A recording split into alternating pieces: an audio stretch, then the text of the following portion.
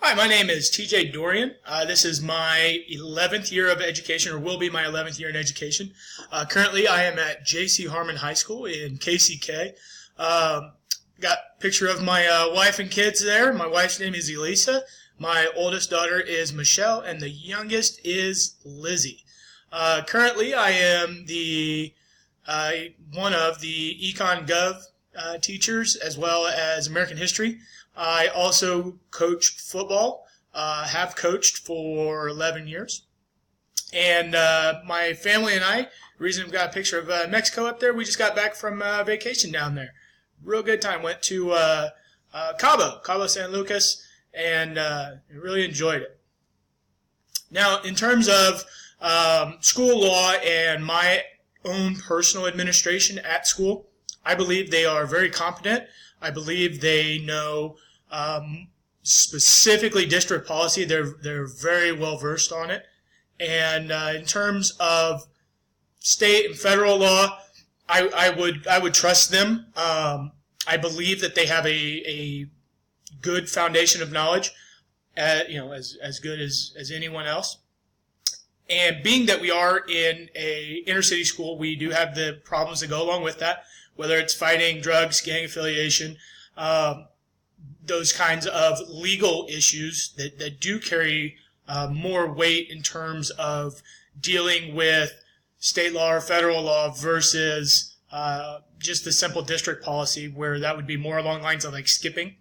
And at our school, I believe that skipping is one of our major issues. That's kind of going to be my reference point here.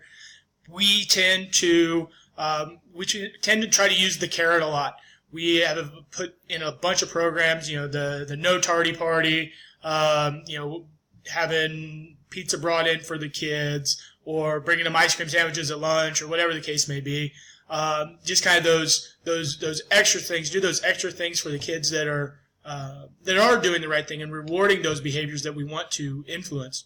However, we also, in terms of rewarding those kids, we're also not, a lot of times we don't discipline the ones who are skipping. Our district policy is very lax in terms of how behaviors can be dealt with, and sometimes that's a benefit, sometimes that's a curse. And in this sense, just in how we use it, it is becoming problematic, because even for the chronic offenders, we're getting word down from the district that we need to reduce our numbers, and whether those are suspensions or whatever disciplinary actions we're having.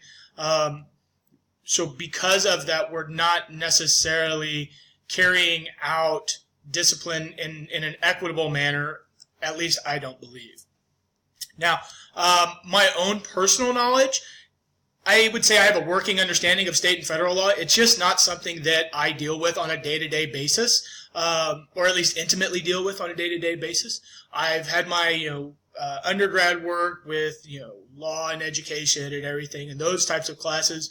I've had to deal with it throughout my 11 years or so in education. But it's not something that I would say that I am anywhere close to being an expert on. I'm just starting my admin degree here. This is only my second class, so I'm looking forward to deepening that knowledge and getting more proficient at it.